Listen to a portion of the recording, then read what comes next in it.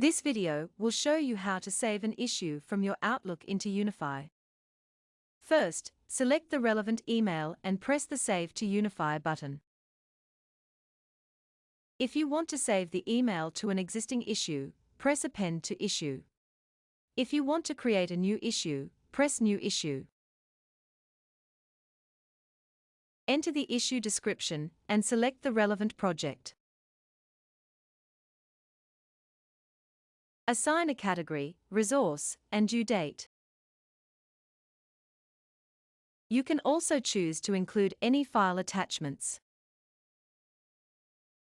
When you are ready, press the green Save icon.